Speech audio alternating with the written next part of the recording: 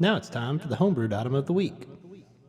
Hey folks, so I've been doing a lot of builds on the show lately, and I realized that it's taken away from the amount of homebrewed items that I can do because those episodes run a bit longer and it's hard to squeeze those in. So on this episode of Dragons and Dice, I'm doubling down. Actually, I guess I'm sextupling down. Whatever 5 times is, that's a weird word. But here we go. We got 5 new homebrewed items for y'all to add to your games. I hope you enjoy. Welcome to Dragons and Dice.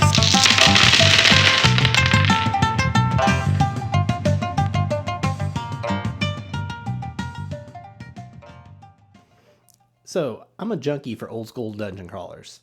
Honestly, I don't know why I say old school. I like all the new ones too. So, starting over, I'm just a sucker for a good dungeon crawler. I love the gear grind and always trying to find that just right combo of magic items and special gear for total world domination.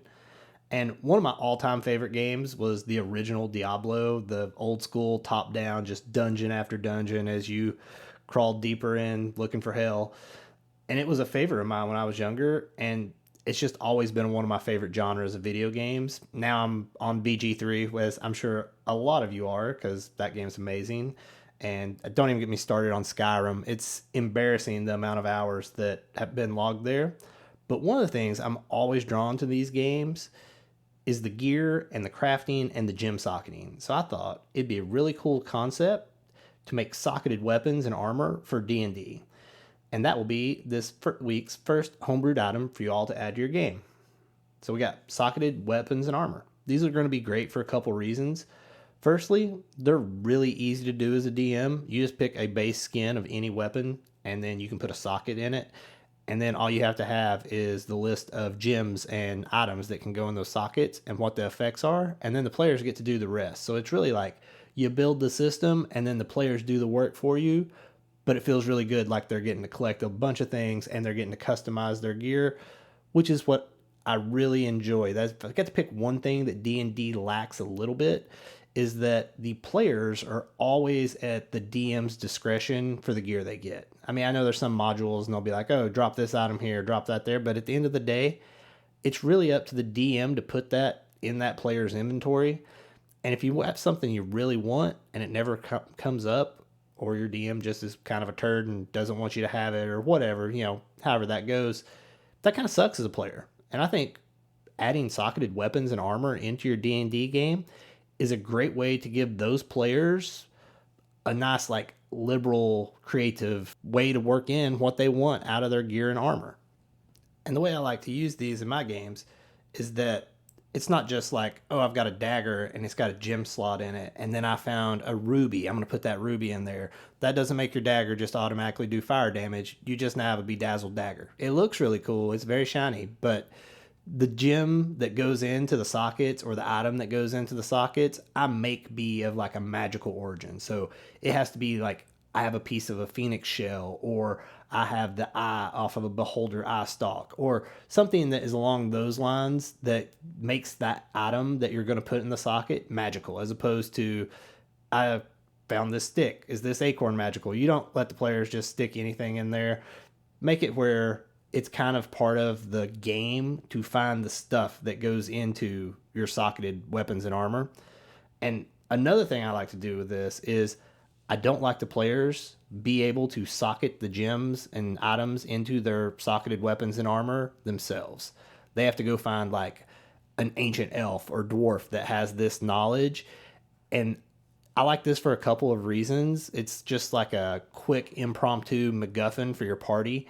If you need your party, like they've just been languishing in one area, give them a socketed weapon and tell them that the master crafter that puts that in is at the next city, and they will be booking ships, passage, whatever they've got to do to go get that plus 1d4, 1d6 fire damage, whatever the gem does, because you can give players a quest and they might set on it forever. But if you tell them that their weapon will hit harder, they will move heaven and earth to go make that weapon hit harder. So it's a really nice MacGuffin adding these into your games. And that's another NPC that you get to have your players interact with. And once the players know that these are part of the game, it makes all the monsters that you kill more like intriguing, because in the world we play in, the dragons, they have like dragon heart gems. Like that's what powers them, is like they have a gem in their heart with them. And that's kind of like a shout out to Stormlight Archives and the Great Shells and the Chasm Fiends. Like they have like a powerful like piece of a gem in their heart. So if they find those, that gem will have whatever element it is. So in the game I'm playing in right now, they've killed a blue dragon and a black dragon. If they were to take that, dragon heart gem to the master crafter, they could put it into a weapon and it would do lightning damage. Or they could put both in there and it'd do lightning and acid. Or some other weird effect. Like, that's all stuff that's like kind of campaign specific, and you're DMing, so you know how to like balance that stuff with your game. Most of these will be like you put a gem in, it'll give like a +1 to hit, or it'll add a small, extra damage. I would put one caveat on this. I don't give weapons like concentration spell effects. So you're not going to get a sword that does hold person. That's just way overpowered if you can just hit someone and have a concentration spell up on them. And you don't want to like detract from your casters who are doing that, is kind of, that's their MO and what they do for the game. But if you let that fighter do an extra d6 of, fire damage and he's attacking 2-3 times, you're kind of evening up that gap between martial and casters. And I think that's really nice way to make it a little more intriguing for people to play, martial characters as opposed to just straight caster classes. So that's kind of how it works for the weapons. The armor is very similar. What I will normally do is give out like a resistance. And if you feel like that's a little strong, like you don't want to give out a full resistance, you can give it out with charges so that you can activate this, wyvern fang that you put into your scale mail. And now you have poison resistance, but it runs out in 10 minutes. And so you have 10 minutes of use each time you activate it, or however you want to balance that out, or just give out the poison resistance if you're getting higher up in the game. This can also be kind of adjusted based off of how powerful it was. So maybe a wyvern, they're really poisonous. Maybe that'll give you full resistance. Maybe if you kill like a hunter snake at a low level, but you have a socketed item, you put it in there and for one hit, you can resist poison or ignore poison damage. It's real easy once you kind of figure out how you're going to work this, whether you're going to use just like pieces of fine gem and metal and like stuff like that, or if you're going to use like monster parts also, which is what I suggest and what we do, because I think it's fun that when you kill something, you can kind of put it to use in certain ways. Once you have that, each time someone does something, like if we're using a wyvern right now, their fangs are super poisonous. You've got that resistance to poison or extra poison damage on a weapon. Just keep your list. Now, every time that someone wants to socket something that's off that, it's just a nice, easy list for you to do as a DM, and it just kind of grows as you kill more monsters, and you and the players kind of work this out together. You'll get some interesting stuff. It'll be like, we killed that beholder. Can I cut off one of its eye stalks? And it's like, okay, sure. And you're like, all right, I want to put this beholder eye into my, weapon. And it's like, okay, that sounds really cool to me. Give them a couple options. Be like, all right, that weapon, it has really good, it's got a beholder eye in it, and they're very observant. So you now get an extra +1 to hit on it. Or it can do psychic damage, or however you want to work that out. Just, play with it. It's fun back and forth between your players. They're going to try to get all they can. If it's within reason, give it to them, put it on your list, and just let that list grow as you run your games. And this is a really fun way for the players to kind of get to customize what they want to do in your game.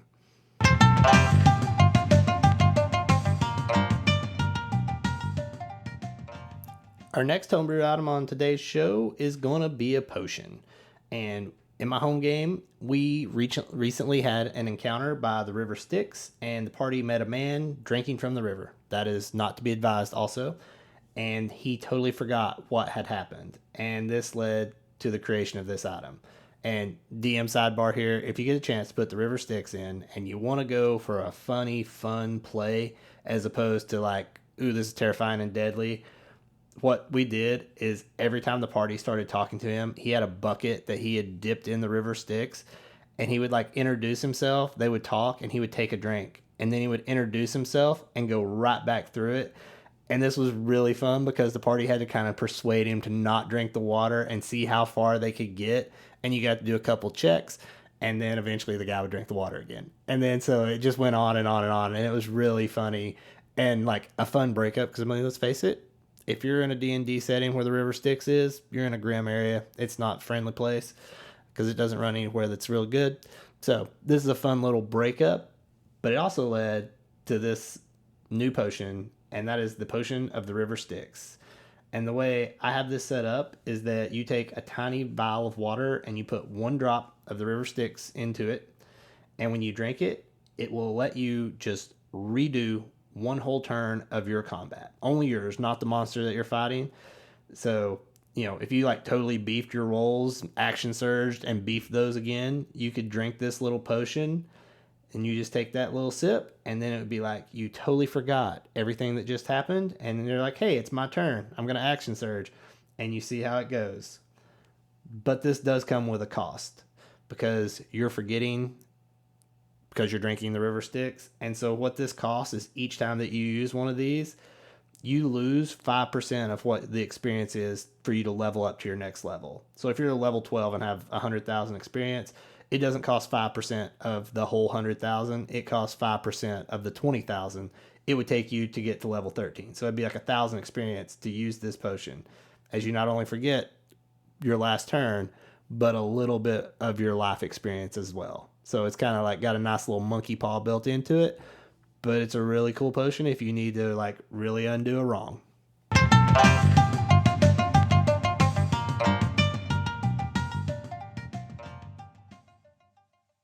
All right, I think it's time we step out of a fantasy setting and let's move to a little bit of sci-fi and Futureland. And this means that we get really cool guns. And I'm really happy that WotC has, started statting out these weapons. I mean, we got antimatter rifles, laser pistols, machine guns, revolvers, and they're all statted and ready to go, and we can load them up on our VTTs, and that's just really nice.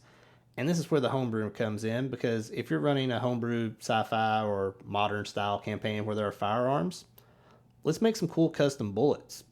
And the way I like to do these is like, if it's an incendiary round, when you just, pick out what you want the round to be, it can be like it explodes into frost damage, or it sticks with the elementals, it's a taser round, it does electricity. But the way I like to set these up, let's say it's an incendiary round, when that weapon hits, it'll do, weapon damage, the bullet damage to that first person that it hits, but then it'll have the secondary effect besides that. And these will be like simple area effects. So this is an incendiary round. It explodes for 2d6 in a 15-foot cone behind the guys. It like punches through and then explodes out in like a fiery cone. And this is just like a really neat way to add in some cool, ranged weapon effects. You can do like explosive rounds that explode in like a 5-foot area of the target. You can do a grease round that when it hit, it made like it exploded and the whole ground became difficult terrain. The possibilities are really endless here. You can do like tracer rounds that, give you a plus advantage or +1 to hit for the next person that attacks, as they're like kind of lit up, kind of like a guiding bolt. You can do anything you want with these. There are a few things that I would like to point out if you're going to add this type of system to your games, is keep it balanced for your campaign. If you're level 3, don't give out bullets that, blow up for 3d10. That's way overpowered. And if you're level 15, don't give out bullets that do 1d4 poison damage, because that's kind of like, it ain't worth me keeping up with, how many of those I have in my inventory and if I'm using that, because it's not that much. So my guidelines for when you're using special bullets, scale them like cantrips do. So if you're like saying, let's say we're using Chill Touch. It does 1d6 at level 1. At level 5, it's going to go to 2d6. So if you want to give out like a frost bullet at level 1, it does 1d6. If you want to give out a frost bullet from level 5 to 10, it does 2d6. If you want to give out one at level 3, scale it just like it's a cantrip, add it onto an attack, and it's a nice little special item that's really easy for you to scale. And like we were talking about with the weapons, these normally don't do a whole lot of status effects. It's much more of just like some extra elemental damage, or maybe like you get advantage, like a weapon mastery type effect that you add into a bullet. And then you just give out a limited number. Like, best way to do this, you use them against the party, and they're like, what the heck was that guy shooting at me? Oh, and you find he's got half a clip of fire rounds left in his, assault rifle. And you now have 4 fire bullets. And it's a really fun, cool way to add some nice, like, fantasy and sci-fi flavor to the firearms that they've added to D&D. And if you're not in a sci-fi setting and you don't have firearms, but like this idea, these can be, explosive arrows and explosive bolts for your crossbows or hand crossbows, however you want to do. Whatever you're playing with in your campaign, these will work fine, but I like the idea of like incendiary bullets. Just seems fun.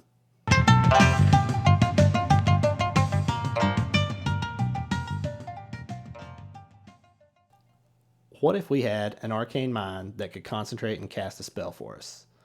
That would be crazy overpowered, right? Since being able to cast 2 spells in a round is overpowered and not allowed, and no one can do that. I mean, sorcerers can quicken a spell, but it only can quicken a cantrip if they've already cast a spell. They still have to abide by that. Only one slotted spell.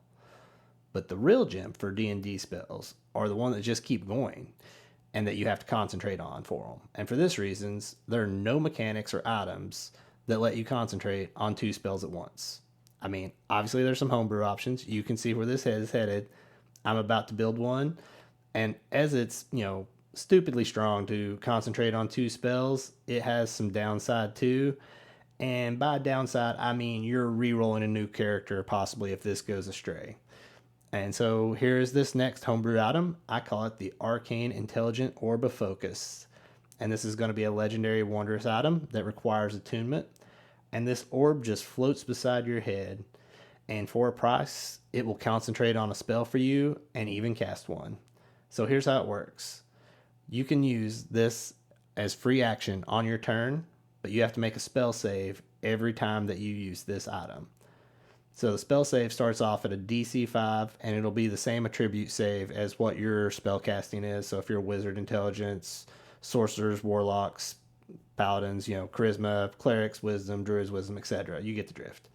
And each time you use the cube, you have to make a save, and then the spell save goes up by 1.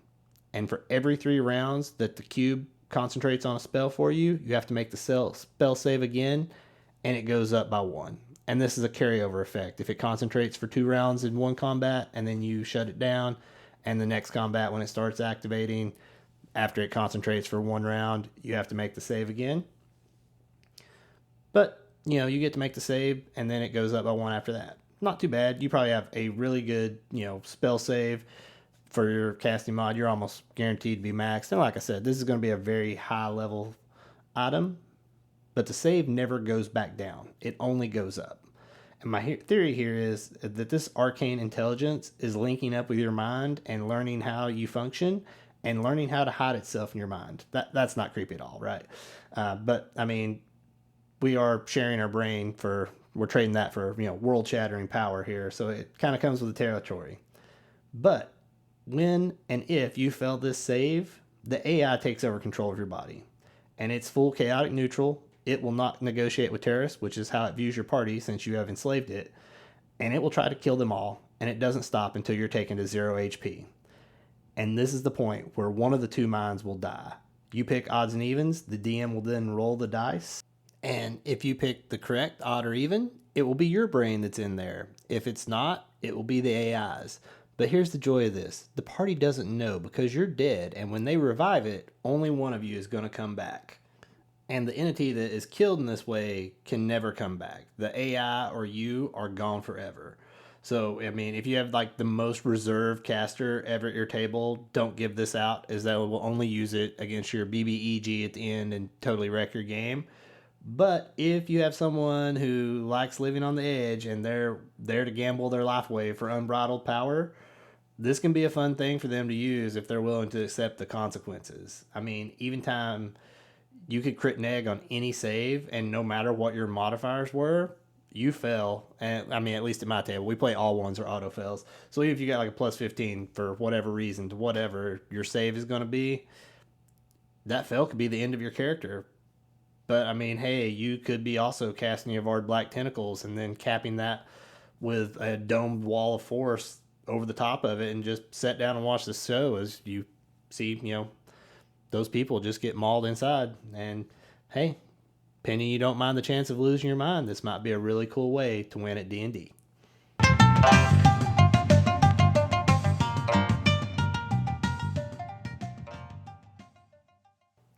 So for this last one, I'm going to build a custom spell. And I'm about to run my first ever session of Never Stop Blowing Up, and maybe more if it goes well, but I just love the mechanics of this role-playing game. And so quick overview for any who don't know, in Never Stop Blowing Up, you start off with a D4, and you have a bunch of skills, and you'll do checks for them just like you do in D&D. But here's the fun mechanic: anytime you get roll a D4 and roll a 4 on it, or you get to spend some of your resources to make it a 4, that dice blows up and you get to roll a D6. And then the same thing happens. If you're rolling 6 on that, you get to roll a D8, and just etc. And it keeps counting up all the way up until you're rolling a D20. And the total number you get to add up for this is all the numbers that you get on all the dice that you blowed for that round. So if the example we just had, I rolled a 4, got a 4, rolled a 6, got a 6, that's 10. I rolled a D8, I rolled a 5. My total check would be 15. I mean, it's just a really fun system. I like the chaos of it. You can have really good dice. You can be rolling D12s for a 4 DC check and fail, and you can also be rolling a D4 to start and succeed with like some crazy high numbers, like in the 30s if you blow up 2 or 3 times. And I thought, hey, how can we add this mechanic into D&D? Because it's really fun, because I love rolling dice. And I thought, let's make a really cool spell out of it. And so the way this spell is going to work is it's going to be a 4th level spell, and it will just cast however you cast spells with, your whatever governing modifier is.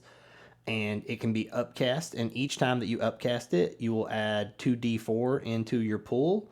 But the way this works is the spell hits a 20-foot radius, so it does a big area damage, and this can be cast up to 100 feet away from you, and you get 12 d4s that you can roll in damage. The enemy, these will be elemental damage. You can pick the element, and the enemy will get to make a dex save. They will take half on the save, all on a fail. But the fun mechanic of this is, out of your pool of D4s, so you have 12 D4s, you can pick how many you want to be for damage dice and how many you want to be used for scaling up. So let's say I wanted to keep 3 dice back for blowing up other dice, and then I'm going to roll 9 D4s. And anything that I roll a 4 on, I'll get to roll a D6 for and count both dice. So let's roll some. Okay, I got 2, 2, 3, 4, 2, 2, 1, 4, 4. Okay, that's cool. So that's 24 damage. I'm going to spend one of my booster tokens on that 3 I rolled and bump that 3 to a 4. And so now I'm going to get to re-roll 4d6s. All right, I got a 1, a 2, a 2, and a 5. So 10 more damage.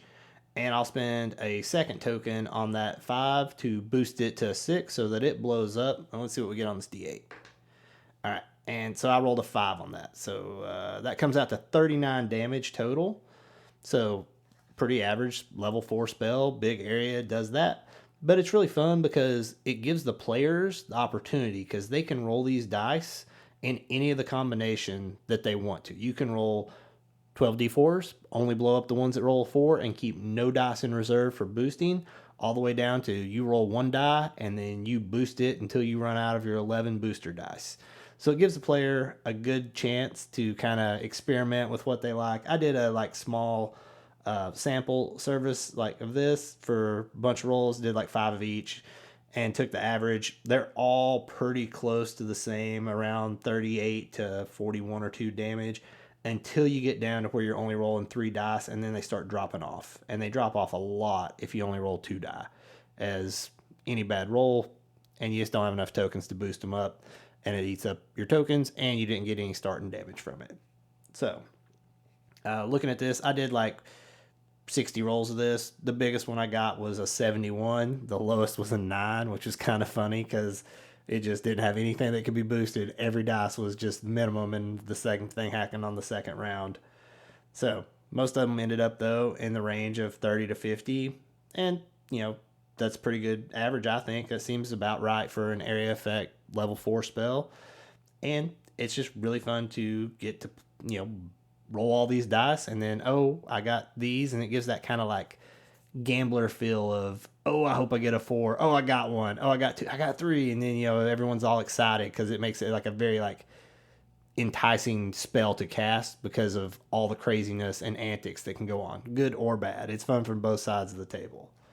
So I haven't actually got to implement this spell yet. As I said, I'm just learning the never stop blowing up thing, but I do have a working name in test runs, and I'm going to call it Chain Reaction Elemental Fury, because they get to pick the element type, and you're just looking to never stop blowing up. And it sounds like a really fun mechanic to add into D&D.